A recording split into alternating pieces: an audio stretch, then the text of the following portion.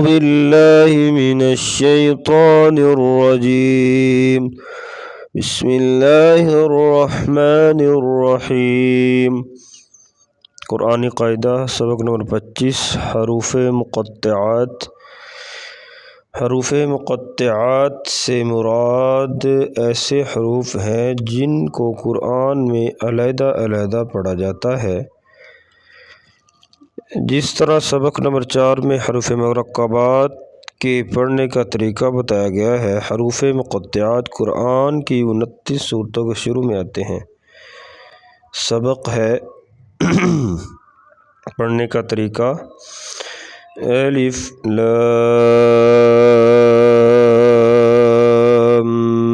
میم، ان کو بھی حروف مرکبات کی طرح الگ الگ پڑھا جائے گا۔ لام کو میم کے ساتھ ملاتے وقت غنہ بھی کریں گے۔ الف لام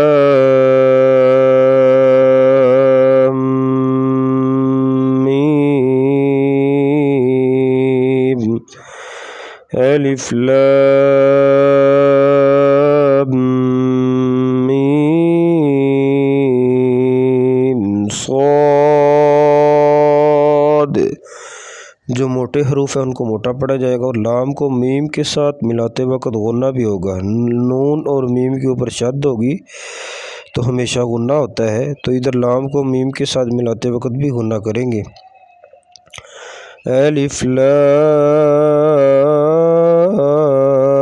را، الف لام میم را، کاف ہا یا عین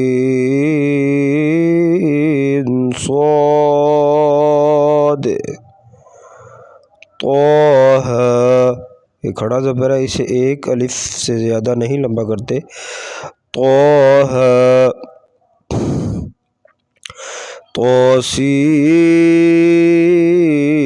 طاسیم میم، سین کو میم کے ساتھ ملاتے وقت غنہ کریں گے۔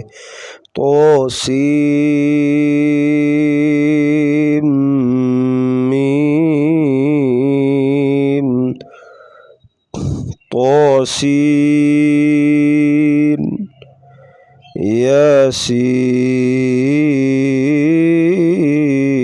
یاسین،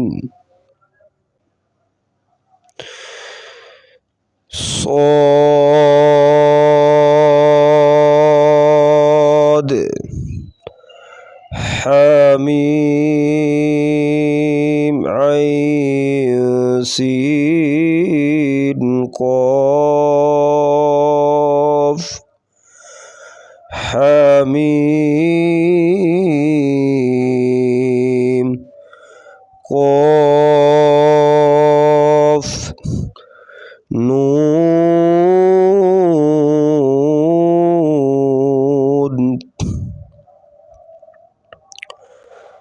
مزید وضاحت حروف مقطعات کی: الف لام میم میں الف کے بعد لام پر 5 یا 6 الف کے برابر مد کریں گے، پھر میم پر غنہ، پھر میم پر اسی طرح مد ہوگی، یعنی الف لام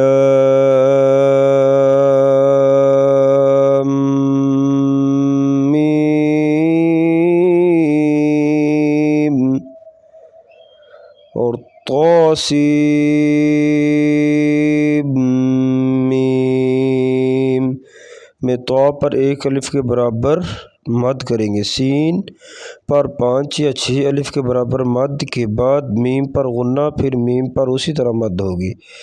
اسی طرح کاف ہا یا عین صاد میں عین پر اور حامیم عین سین قاف میں عین اور سین پر مد کے بعد اخفا مع الغنہ ہوگا۔ کاف یا عین صاد، عین پر اخفا کر کے پڑھیں گے، پیچھے ہم نے قاعدے پڑھے تھے، اخفا یعنی ناک میں آواز چھپا کر غنہ کرنا۔ کاف یا عین صاد حامیم عین سین کاف میں عین اور سین دونوں پر غنہ ہوگا حامیم عین سین قاف طہ میں طا اور ہا کو ایک الف کے برابر لمبا کریں اسی طرح جس حرف پر کھڑا زبر کھڑی زیر یا الٹا پیش ہو اس کو ایک الف کے برابر لمبا کریں گے اور جس حرف پر مد ہو اس پر مد کریں گے بعض لوگ کھڑے زبر کھڑی زیر الٹا پیش کو اس کی ذات سے بڑھا کر پڑھتے ہیں یہ بالکل غلط ہے کھڑا زبر کھڑی زیر اور الٹا پیش کی مقدار ایک الف ہے ان کو ایک الف کے برابر ہی کھینچ کر پڑھنا چاہیے آج کا ہمارا سبق اتنا ہی تھا باقی ملتے ہیں اگلے سبق میں انشاءاللہ السلام علیکم ورحمۃ اللہ وبرکاتہ